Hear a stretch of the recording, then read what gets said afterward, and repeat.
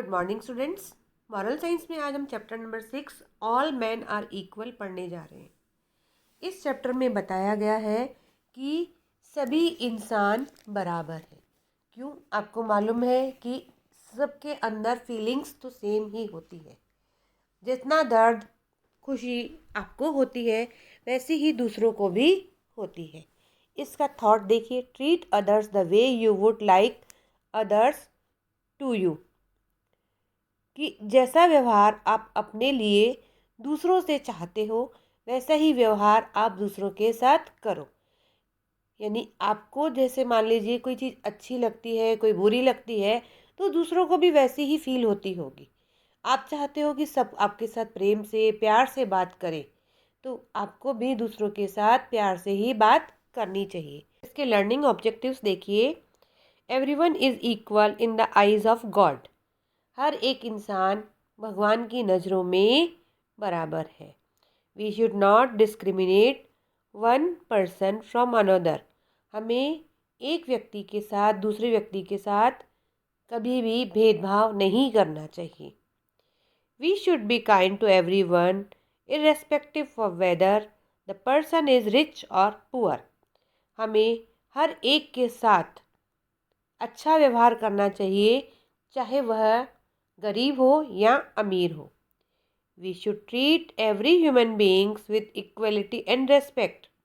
हमें हर इंसान के साथ आदर और समानता का व्यवहार करना चाहिए।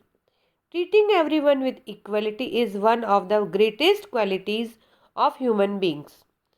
सबके साथ समानता का व्यवहार करना ही एक ऐसी अच्छी क्वालिटी है जो कि इंसान की सबसे अच्छी क्वालिटीज़ में मानी जाती है। इसे बहुत अच्छी स्टोरी के थ्रू समझाया है, आप ध्यान से सुनिए। Bunny was the shortest boy in his class. He was a good boy and he was very friendly with everyone, but other boys in his class often made fun of him for his short height. एक बच्चा था जिसका नाम था बनी। वह अपनी class में सबसे छोटा था। वह बहुत अच्छा लड़का था और सबके साथ फ्रेंडली बिहेव करता था। लेकिन उसकी क्लास के जो दूसरे बच्चे थे वे हमेशा उसकी छोटे कद का मजाक बनाते थे। All of Bunny's friend were much taller than him. They always teased him by calling him punny Bunny और लिटिल लॉली। बनी के सारे फ्रेंड्स उससे लंबे थे। वे हमेशा उसे पन्नी बनी और लिटिल लॉली के नाम से चिढ़ाते थे। Bunny did not like this. He wanted to play with his friends but their behaviour saddened him, so he mostly sat alone and avoided talking to the other boys. बनी को यह सब पसंद नहीं आता था। वह अपने फ्रेंड्स के साथ खेलना चाहता था, लेकिन उनके व्यवहार के कारण वह हमेशा ही परेशान हो जाता था। इसीलिए वह ज़्यादातर अकेला बैठा रहता और दूसरे बच्चों के साथ बात करता था। Among the other boys in the class, Pinku was the biggest बुली।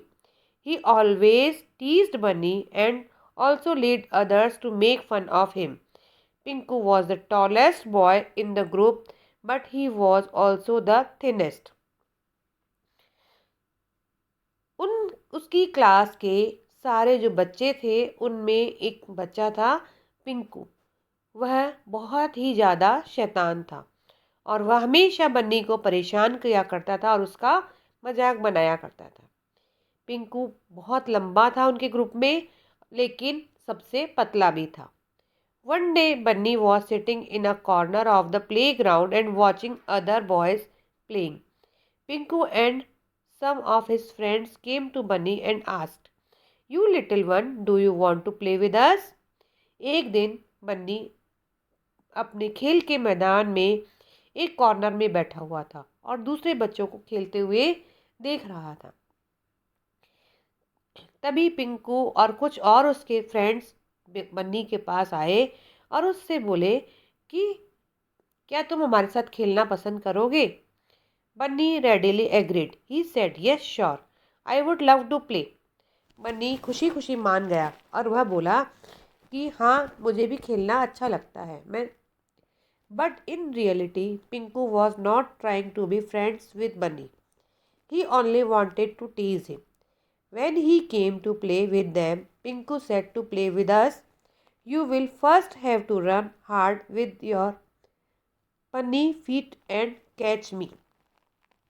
लेकिन वास्तव में पिंकू जो था वो अपने फ्रेंड्स के साथ बन्नी के उसके खेलना नहीं चाहता था। वह तो सिर्फ उसे परेशान करना चाहता था।